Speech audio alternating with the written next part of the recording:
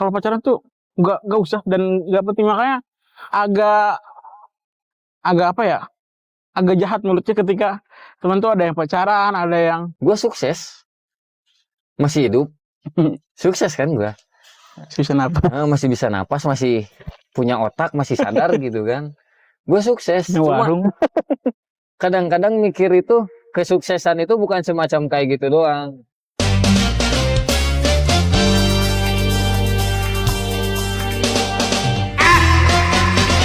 Kudu pakai opening langsung weh. Langsung aja. Langsung. Di mana deh? Tadi salah sih kena menarik usna. Kita di pembahasan kecil ya. Aura awewena ngarah urang ke masa jaya, terus masa orang ke dihandapna bisa. Indonesia tinggal. Ya, sepengalaman gua mah gini ya. Tipe yang gua lihat itu tipe-tipe orang itu, tipe-tipe cewek khususnya ya. Ada yang nyari karena perasaan, ada yang nyari karena harta, ada yang nyari karena lingkungan. Soalnya aku naon, jadi soalnya gini ya, kalau kalau misalkan kita yang tulus, laki-laki khususnya lah yang tulus, suatu saat kita di bawah itu pasti bisa ngungkit. Si ceweknya. Si ceweknya itu pasti bisa ngungkit. Ya kebanyakan kalau si cewek itu pekerja, bukan pekerja apa ya, multi non sih talent ya. Wanita mandiri. Wanita mandiri itu pasti kebanyakan saya sendiri gini aja mampu, ngapain punya ini. Tapi beda kalau orang yang nyari perasaan sama laki-laki, misalkan dia butuh sosok seperti ayahnya misalkan, minta dibimbing, minta di ini itu, meskipun kita yang kebilangnya nggak terlalu guru lah, nggak terlalu apa, tapi lambat laun dia pasti ngikut gitu kan, nurut. Kita sewajarnya istri pasti harus nurut dong sama suami. Ya. Nah, gitu. Jadi cinta karena emang tulus aja. Tapi kadang kan tulus. Cuma kadang-kadang ada yang cinta karena tulus, berhubung lingkungan mungkin. Pengaruh entah itu di keluarga, entah itu di tempat bermain, entah itu di tempat kerja, pasti ke bawah-bawah. Ngikut gitu. Kecuali emang si ceweknya itu bisa bertahan sama prinsipnya sendiri gitu. Tapi angka perceraian di tahun kemarin sama tahun ini kan udah lumayan tinggi karena lagi-lagi ekonomi. Ya. Karena kan itu ekonomi jatuhnya si suami otomatis lagi di bawah kan, posisi di bawah. Terus si perempuan banyak yang gak nerima ketika mereka di bawah. Padahal kan itu satu proses atau satu perjalanan di pernikahan. Tapi memang ada beberapa yang emang bisa pasangan bertahan. Yang bisa bertahan karena itu tadi nggak saling support. Bukan support, nggak saling membutuhkan. Misalnya si ceweknya bisa kerja independent woman, bisa mandiri, terus nggak terlalu mementingkan ekonomi, tapi mau proses bersama. Tapi menurut ente, kalau ngelihat teman-teman kita nih, kan mereka tuh backgroundnya rata-rata emang pacaran. Tapi menurut ente, menurut kamu, apakah itu satu buah loncatan buat kesuksesan atau malah mengganggu kesuksesan sebenarnya tersebut? Sih tergantung dari pribadinya ya. Emang salahnya itu gue juga pernah ngalamin gitu kan. Pernah ngalamin maksudnya pacaran gitu kan, mengganggu karir lah kebilangnya. Cuma kadang-kadang mungkin dari guanya yang salah, apa emang belum rezekinya apa gimana gitu kan. Kalau dari anak-anak sendiri ya tergantung pribadinya masing-masing. Kalau emang mereka bisa bertahan, bisa belajar dari pengalaman yang lain, pengalaman sendiri, ya mungkin bisa menjenjang ke kesuksesan masing-masing gitu. Cuma kalau posisinya misalkan kayak kita sampai abis-abisan buat si perempuan, ya sangat disayangkan. Merugikan secara finansial. Merugikan secara finansial. Soalnya yang saya tahu itu kadang-kadang kita yang menganggap serius itu ternyata tidak tulus.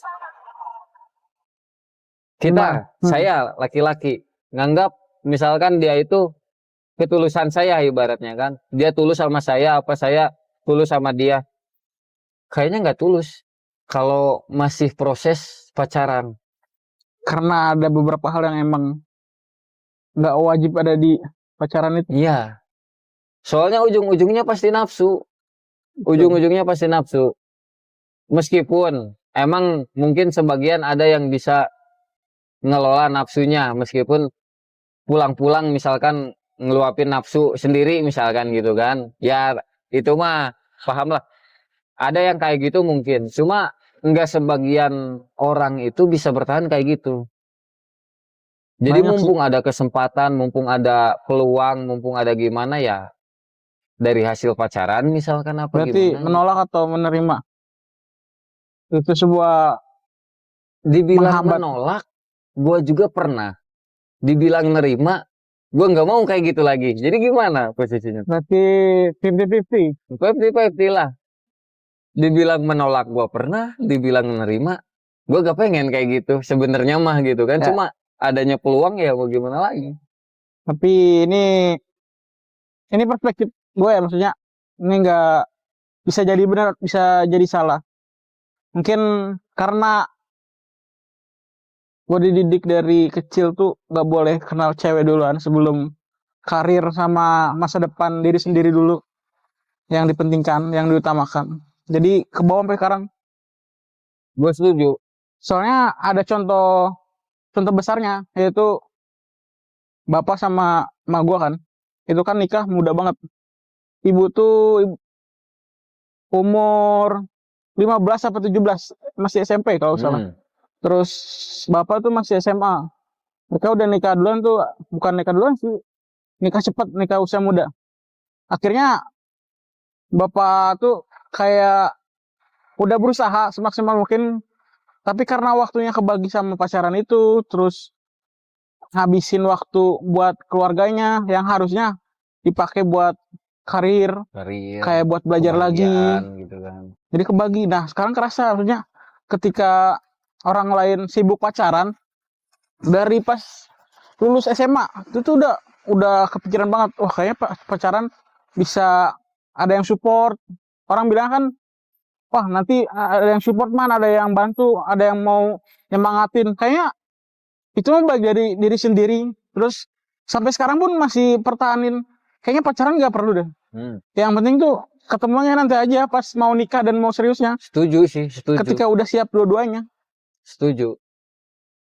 Soalnya ya mungkin sebagian orang ada yang biasa kesendirian, bukan kesendirian, maksudnya nyaman bisa nyaman dengan orang lain, bisa nyaman dengan diri sendiri mungkin. Jadi ya balik lagi sih sama orang-orangnya masing-masing. Nah, cara gua ngalihinnya kan, orang mah harus pacaran supaya ada orang ngobrol, supaya ada orang nyemangatin. Nah, gua alihinnya ke temen. Maksudnya kalaupun gua butuh support, gua butuh ada yang ngobrol, nah gua ke temen.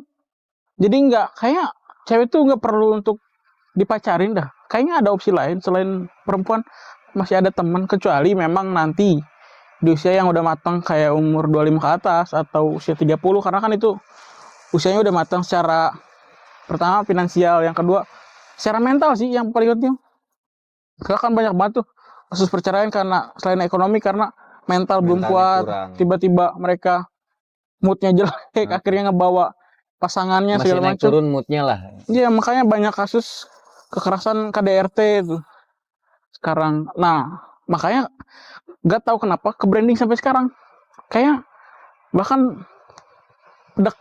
cuman deket tuh ya udah, cuman sekedar teman, terus ngobrol.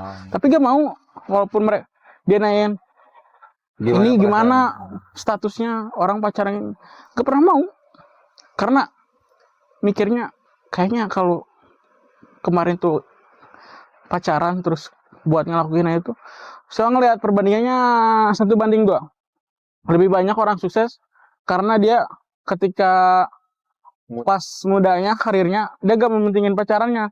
Dan ada kasus lagi, dia sukses bareng sama pacarnya. Ada lagi kasus yang dia gagal karena lebih banyak menghabiskan waktu pacarannya. Nah, Kebanyakan itu. kan 3 kasus ini kan lebih banyak condongnya ke yang ketiga ini, poin ketiga. Cuman saya ngelihatnya, saya apa gua sebutnya, gua nyebutnya, gua ininya kayaknya poin pertama lebih worth it dah. Iya, Kayaknya nggak masuk usah, akal, masuk akal. gak usah bawa orang lain untuk susah. Emang mungkin gue dulu prinsipnya itu gue nggak mau ajak orang lain susah, tapi cuma prinsip, nggak dipraktek. Nah, pas bukan apa ya, pas ujung-ujungnya kebilangnya mengusahakan lah ya, mengusahakan kebilangnya biar biar taruhlah cewek dulu itu biar kita apa ya namanya, ya biar kita nggak bikin susah banget gitu. Nyatanya susah. Yang gue alamin, maksudnya gini, dulu prinsip gue itu nggak mau bikin cewek gue itu susah. Ya. Nah pas diusahakan, maksudnya pas Di realitanya ya ternyata di realitanya susah, gak sesuai ekspektasi. nggak sesuai ekspektasi. Tetap aja ada susahnya gitu. Meskipun kebilangnya misalkan ya dari hasil ojol misalkan, taruhlah ojol lah. Saya ngojol, gue ngojol gitu kan, dari pagi nyampe malam, nyampe tengah malam. Kadang-kadang full day itu tidur di jalan gitu kan. Dia minta apa gue kasih dari hasil jerih payah gitu kan. Emang kebilangnya bahagia, maksudnya bahagia itu misalkan dia minta apa bahagia gue kasih gitu kan, gue selagi mampu. Tapi berhubung misalkan ini waktunya misalkan kita lagi banyak kebutuhan apa gimana, posisi dia minta, bukan minta lah, pengen anu gitu, pengen anu. Nah posisinya itu kita belum dapat orderan, di situ yang agak susahnya itu. Jadi kebahagiaannya itu ya sementara, cuma pas kita lagi ada maksudnya lagi dapat rezekinya gitu kan, kita kasih, ya emang ada timbal baliknya kan, ada apa namanya, ada rezeki balikannya gitu. Karena udah ngasih. Ya taruhlah itu sedekah gitu kan. Apa buah dari kesedekahan itu dibalas berkali-kali lipat, emang ada. Cuma ya di saat posisinya emang lagi nggak mampu, serasa menyusahkan diri sendiri. Jadi beban. Jadi beban. Nah emang pembelajaran dari gue itu kayaknya kalau mengusahakan sesuatu memang belum semestinya, buat apa sih sebenarnya mah? Kalau buat gue sekarang gitu ya. Soalnya kalau terus memaksakan yang bukan kehendaknya itu kayak nyari jarum di jerami, nemunya susah. Memang pasti ketemu, cuma nemunya susah. Berarti setuju? Setuju. Wanita menghambat proses menghambat seorang laki-laki. Cuma emang kepengen gue sekarang itu, meskipun keadaan kayak gini gitu ya, mungkin ada yang bisa gitu kan, bantu lah. Soalnya kadang-kadang gue mikirnya itu ke umur. Oh ya. Ya, gue mikirnya ke umur, meskipun gue belum punya apa-apa, tapi umur udah masuk gitu kan, kebilangnya. Udah lebih masuk lah kebilangnya. Usia matang. Dibilang matang sih kayaknya belum, cuma setengah-setengah. Iya setengah matang lah. Cuma posisinya gini, gue itu ngerasa akhir-akhir dunia itu makin dekat. Ya, kenapa? Ya udah banyak lah ininya, kasusnya. Maksudnya tanda-tandanya gitu kan, dari yang kita dengar, dari yang kita rasa. Kadang-kadang kepikirannya itu, kalau hidup sendiri terus itu kayaknya cuma ngebebanin orang tua doang gitu. Masuk Ini akal nggak? konteksnya ke depan atau sekarang ini? Ya buat sekarang, buat ke depan sih harus, gue bilangnya mah Berarti harus ada pendamping. harus ada. Kalau buat gue ya, Hmm. soalnya kalau terus-terusan kayak gini, kayaknya dosa gue ditanggung ke orang tua semua. Kalau Hmm. masih bujang kayak gini, yang gue tahu itu kayak gitu. Hmm. Makanya bukan ngebet ya kebilangnya, cuma kapan sih waktunya gitu kan? Kapan sih waktunya? Kadang-kadang kepikiran, emang mungkin ya dari posisi gua itu nggak semestinya mungkin. Belum semestinya lah ibaratnya ya. Makanya agak ditunda-tunda dulu, apa agak gagal dulu, apa gimana Ya. dulu gitu kan.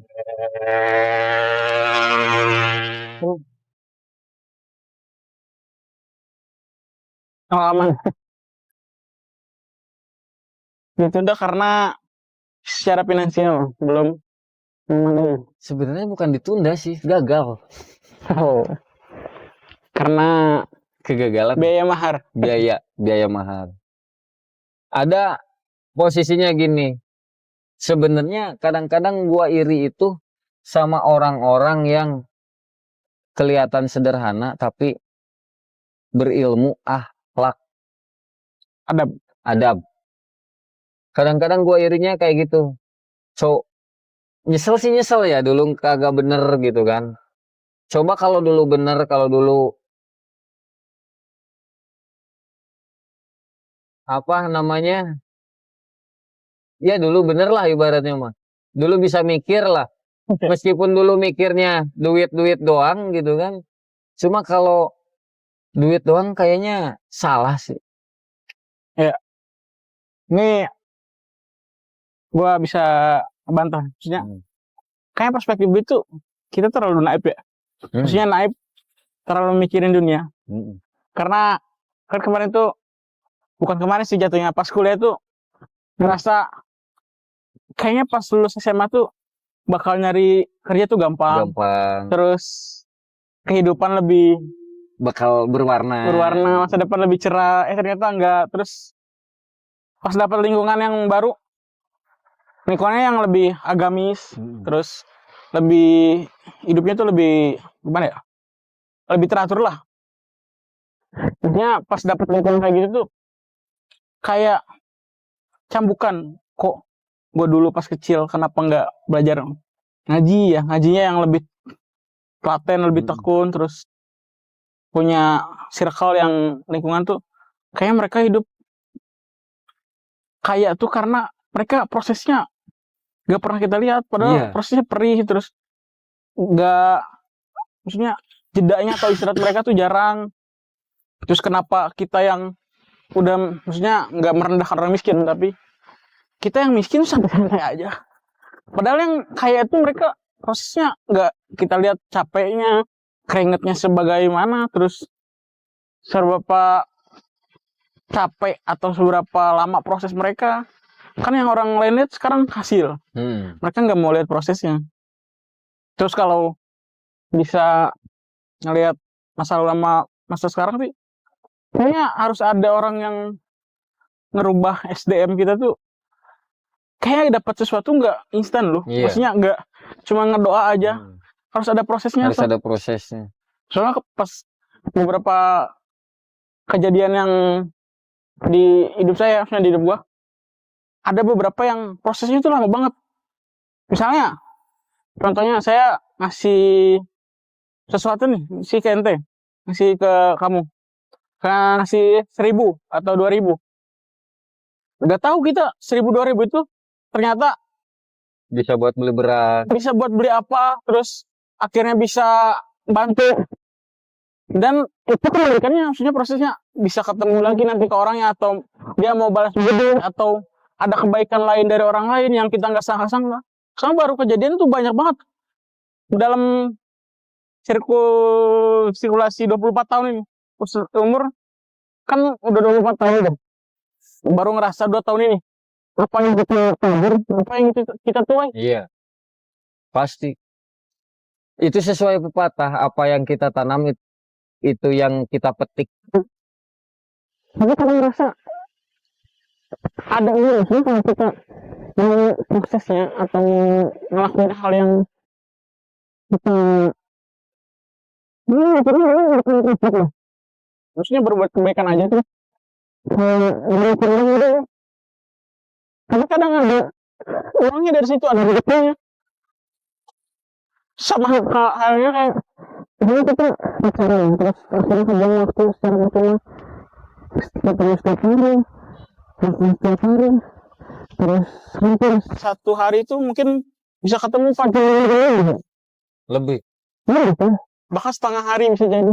Nah, di setengah hari itu kan misalnya kita bisa ketemu teman, bisa ketemu relasi baru, ketemu orang baru, bisa buat hal apapun. Nah mikirnya karena banyak waktu yang terbuang hal kecil, kecuali misalnya pacaran supportnya kita usah bareng, kita tak bisa bareng, terus kita punya teman, kita bisa ngapain.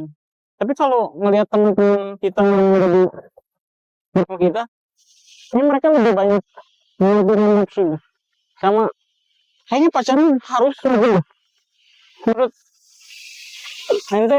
Kalau buat sekarang sih, buat teman-teman lingkungan kita itu, sebagian ada yang nerima, sebagian ada yang enggak. Karena penasaran, karena gengsi, karena misalkan dukungan lah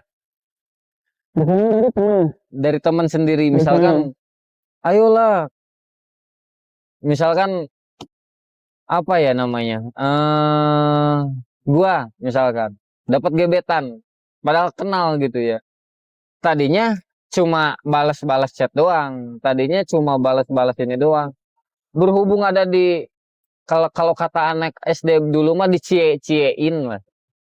Di situ jadi timbul perasaan, padahal perasaan itu bukan perasaan sayang, perasaan gengsi dari temen. Ah masa dideketin doang, masa diginin doang, ayo pacarin lah, pacarin lah. Kalau misalkan nikahin sih wajar, nikahin sih wajar, jelas. Jadi nggak ngerugiin diri sendiri. Misalkan kita lagi di atas lah, gitu kan. Ayo nikahin. Nah kalau gitu sih wajar. Kalau cuma ayo pacarin, kayaknya sih buang-buang duit doang. Sayang, ujung-ujungnya pasti duit. Namanya pacaran. Entah itu bensin, entah itu apa namanya makan, entah itu nginep. Kayak kita jalan tuh pasti ada gengsi. Iya. Cowok yang harus ngeluarin uang. Pasti. Jadi nggak mungkin, pakai uang kamu dulu dong, gantian.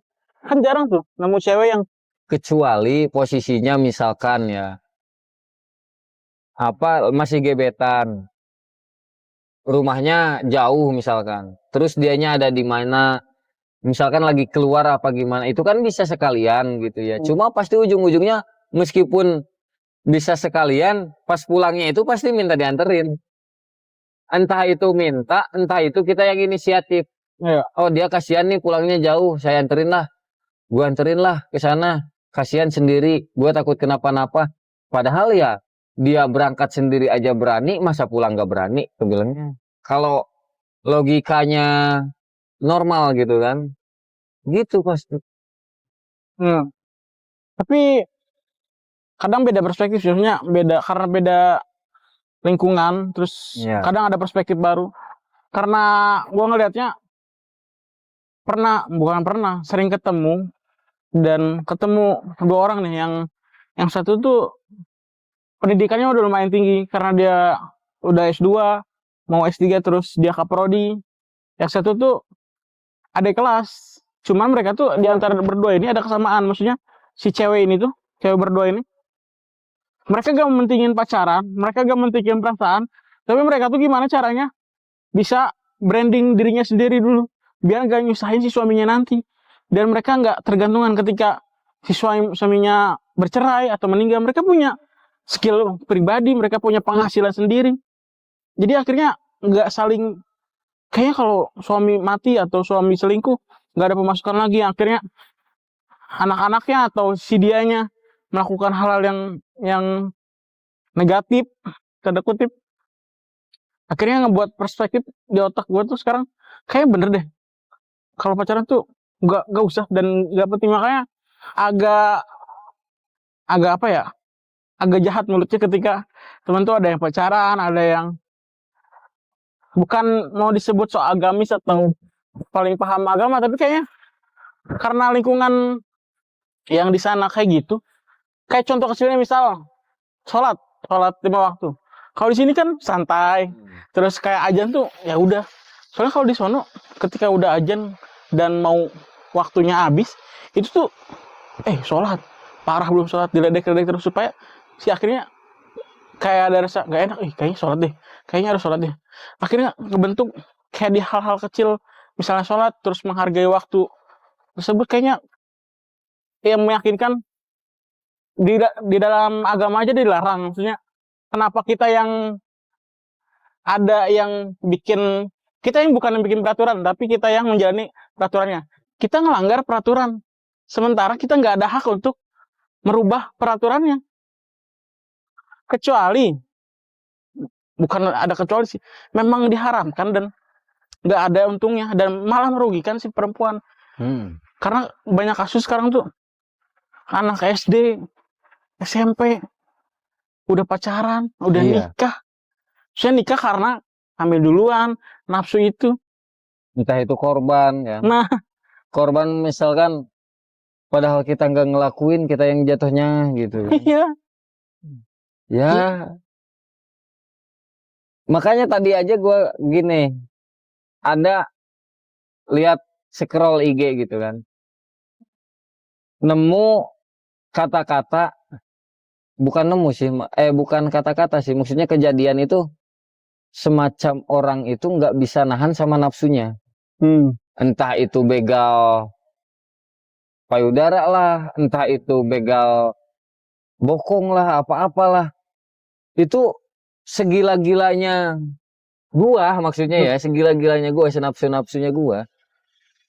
Kalau lihat ya lihat aja sih, nggak nyampe kayak gitu. Cuma ya mungkin dari sebagian orang, ya itu yang gua bilang tadi, kenapa gua pengen, kenapa gua pengen ada pendamping itu, biar gua itu nggak ngerasa dosa gua itu buat orang tua gua. Ngerti nggak? Kan gini, aturan yang gua tahu ya, yang gua pernah denger itu, aturan dosanya seorang anak itu ketika dia ketika dia menikah itu dosanya ditanggung sendiri. Terus Nggak nyangkut pautkan ke orang tua. Ya, kita taruh gini, bukan dalam hal pacaran ya, misalkan dalam hal sholat. Misalkan kita nggak sholat, saya nggak sholat nih, yang diungkit itu pasti orang tua. Nah, dosa kita itu nyangkut ke orang tua. Nah gitu maksud gua mah. Jadi semisal gua masuk neraka itu jangan bawa-bawa orang tua gitu, maksudnya gitu. Amit-amit ya, maksudnya kasarnya itu, dalamnya itu nyampe sana gitu. Jadi kepengen gua itu biar gua usaha sendiri, biar gua perbaiki sendiri, perbaiki bareng-bareng, tapi dalam artian gua lepas dari ikatan orang tua gitu. Ya, emang orang tua itu maksudnya contoh apa pembelajaran buat gua gitu kan. Cuma kalau posisinya kayak gini terus, orang tua terus terbawa. Meskipun udah nikah gitu kan. Pasti, cuma bedanya dalam hal kayak tanggung jawab, dalam hal apa gitu kan. Kita usahakan keluarga kita dulu. Kayaknya beda perspektif sama ya, oke, maksudnya itu karena takut atau lebih ke menghargai karena orang tua udah ngidupin kita, udah mendidik kita, takutnya kita yang udah dididik malah kita nggak bisa dididik lagi, karena kayak orang tua udah nyontohin sholat, udah nyuruh sholat, tapi kita nggak ngerjain, akhirnya kita merasa bersalah. Kayaknya kalau kita nggak sholat, yang salah orang tua deh. Takutnya kita ngelakuin dosa, kita yang salah, orang tua juga ikut salah karena dia mendidik harusnya. Terus kalau perspektif gue kayaknya agak berbalik, agak berlawanan, karena kayaknya kalau mikir kayak gitu terlalu sempit. Maksudnya nggak merendahkan ente sebagai bilangnya orang tua ini bagus maksudnya, tapi perspektifnya terlalu sempit, maksudnya terlalu sempit karena kalau mikirnya kayak gitu bakal ada hal yang dikorbanin. Maksudnya lebih mendahulukan kayaknya harus nikah. Terus karena untuk menghilangkan dosa itu solusinya nikah, padahal ada solusi lain yang harusnya cari jalan lain itu enggak. Ya iya, maksudnya gue sadarnya itu gini, posisi lingkungan kayak gini kan, iyalah sewaktu-waktu kadang-kadang mikir itu masa gue gini terus gitu kan, pasti ada mikir benernya. Cuma posisinya itu kalau posisi misalkan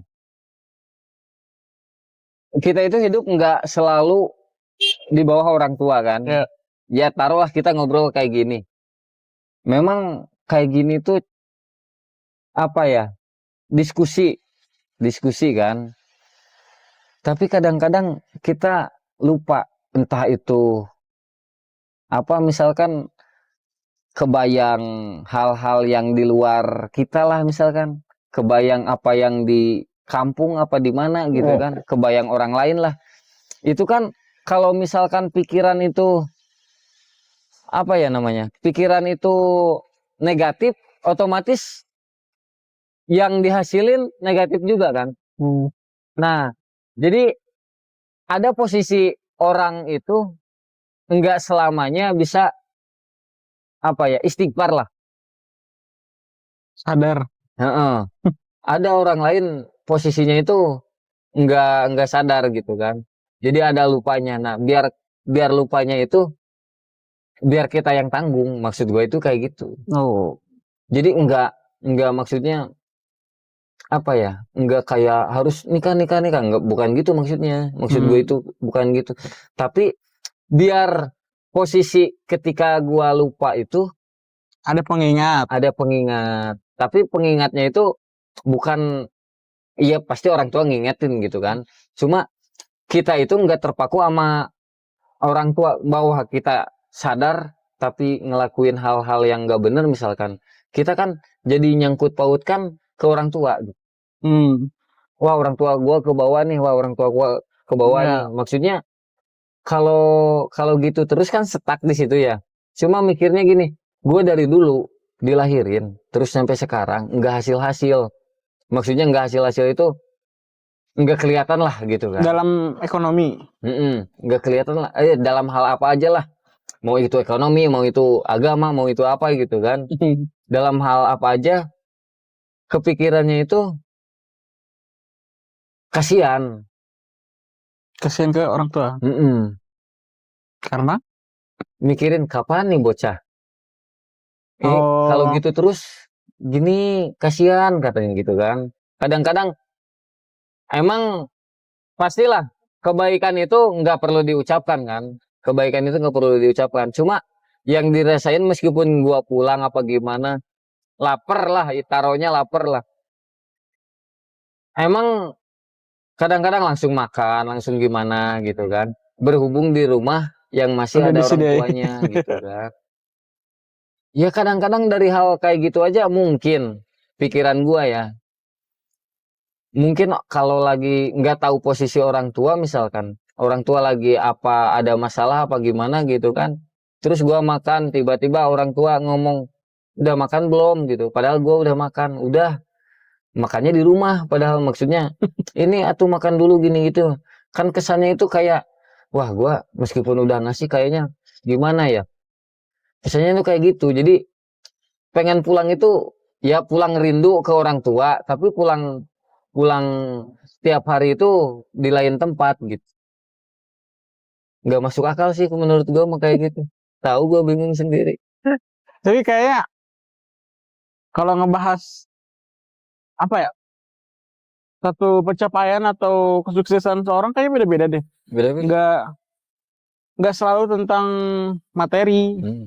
finansial, terus atau nggak selalu tentang keberhasilan atau kesuksesan dari perspektif orang-orang. Kan perspektif orang kesuksesan itu kaya, Hmm. terus banyak ilmunya, kayak jadi tokoh atau jadi satu apa ya, yang sukses banget gitu. Baru kayak kesuksesan orang beda-beda. Kayak misalnya ini gue ngeliatnya dari lu ya, misalnya dari ente, kayaknya kalau dilihat dari finansial emang kita belum belum kelihatan banget finansial, Iya, karena kayaknya kita harus masih ada proses lagi.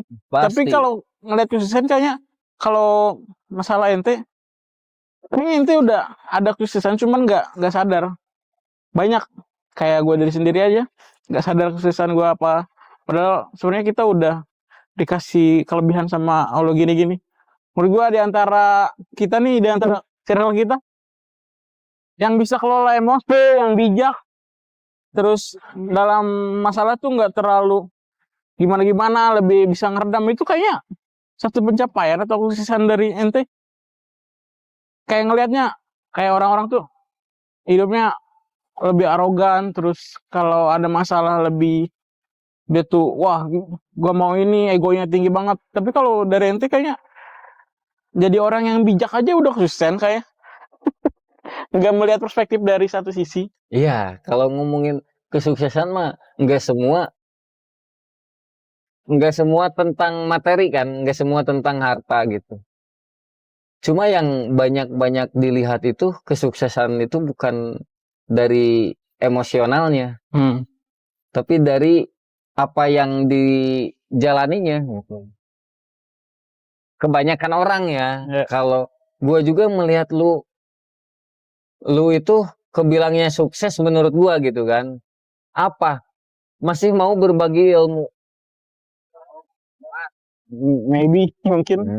Taruhlah yang gua kenal itu anak-anak kuliahan, anak-anak apa gitu kan, bos lah apa-apa.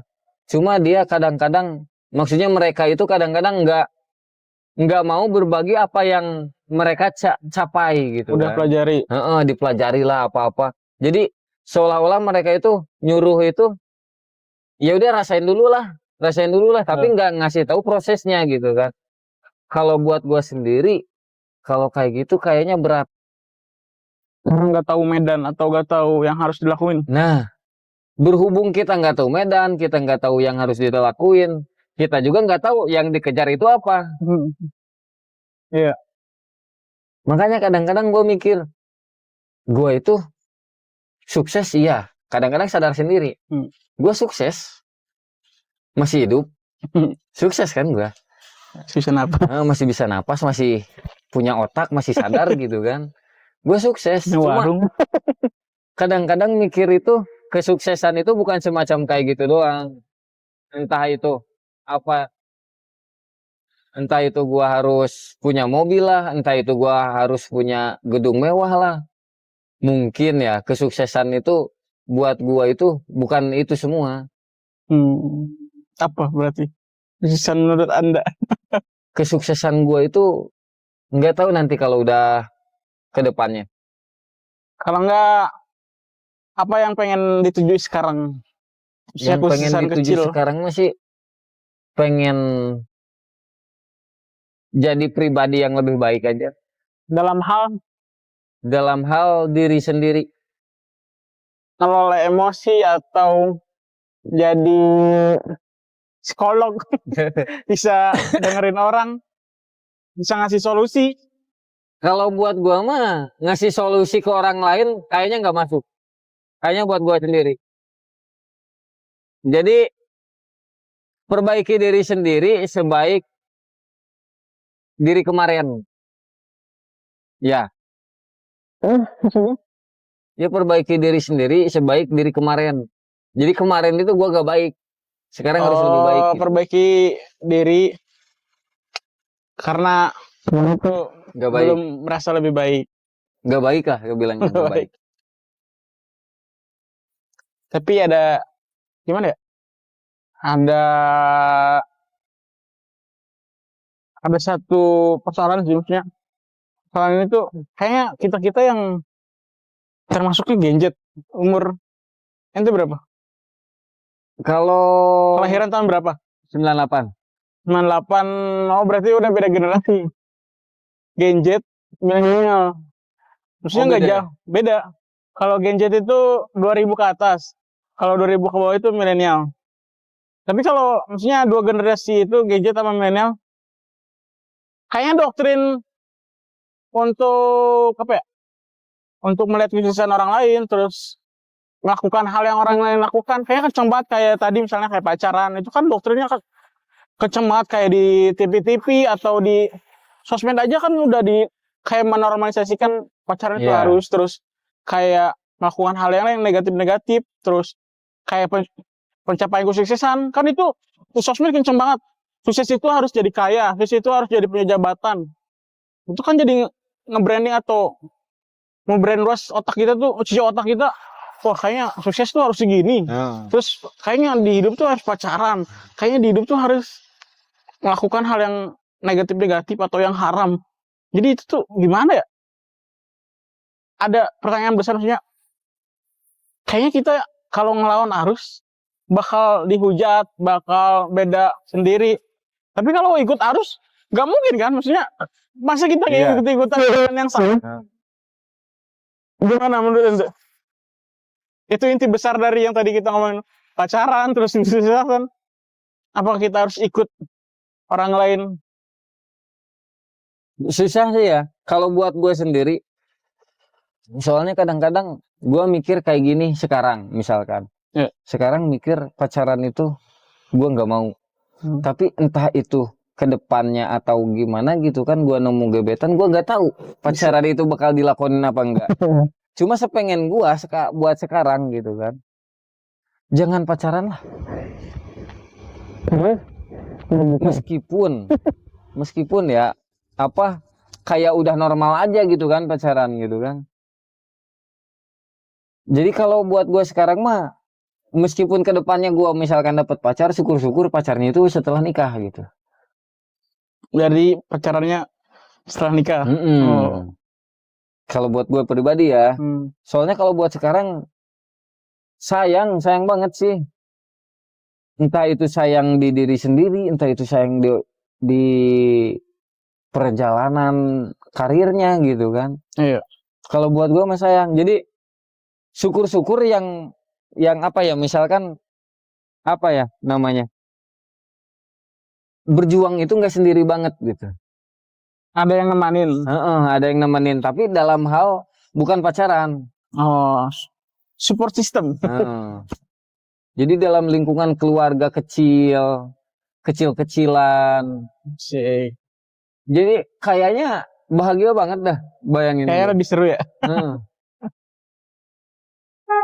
Terus kan tadi perspektif dari ente kayaknya itu nggak mau dilakukan, tapi nggak tahu ke depannya apakah itu bisa benar-benar dilakukan atau enggak gitu. Tapi mungkin karena gua egonya masih di situ, karena nggak tertarik sama sekali akan itu. Jadi kayak gitu tuh kayak penolakan. dari misalnya bagus. Ya kayak misalnya pacaran, terus kalau orang lain lihat kan, wah Iman banyak ceweknya. Sebenarnya itu bukan pacar, tapi lebih ke teman, yang mereka tuh teman tuh kan bisa kita saling curhat, saling kita sesuatu sama lain, akhirnya dia dekat, udah mau pacaran. Terus tadi tentang kesuksesan, kayak kalau masalah kesuksesan terlalu apa ya, terlalu naif kalau kita pengen yang instan, kayak pengen tiba-tiba pengen jadi kaya. Karena kan lihat di lingkungan yang sekarang nih, kayak orang tua bandingin, oh si Iman mah enak udah ada ini, si Sofian mah enak udah ada warung gini. Kayaknya kita aja prosesnya nggak tiba-tiba ada warung, nggak tiba-tiba ada si Iman yang sekarang.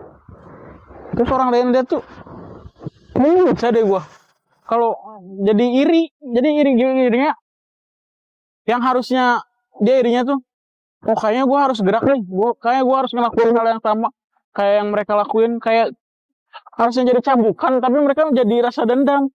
Jadi gue mikirnya tuh sekarang, kenapa orang miskin tuh susah untuk diatur jadi kaya atau gimana, atau memperbaiki hidupnya, karena dia selalu mikirin Orang rasa lain dendam atau rasa irinya lebih tinggi. kuat, lebih tinggi.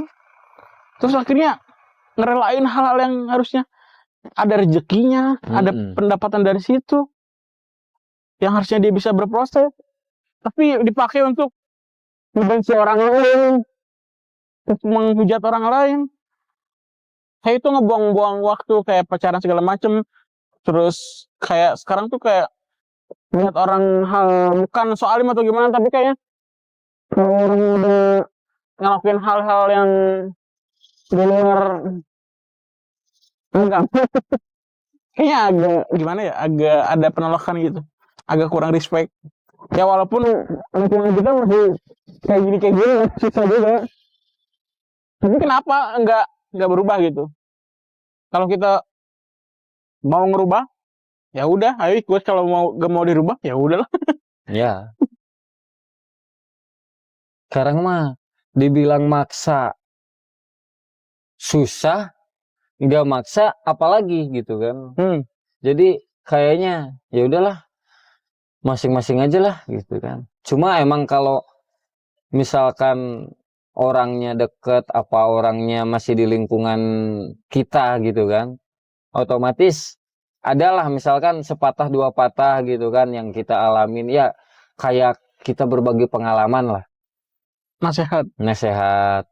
Ya meskipun kita emang kelihatan nggak bener, tapi ya namanya kita misalkan lihat posisi itu, nggak semestinya kita menilai